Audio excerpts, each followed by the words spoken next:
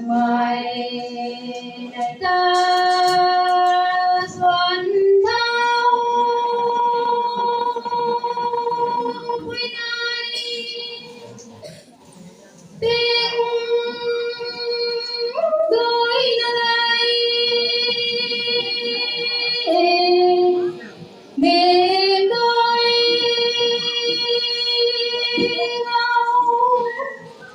tiếng người tiếng đôi ra sa thao trao miên đời đời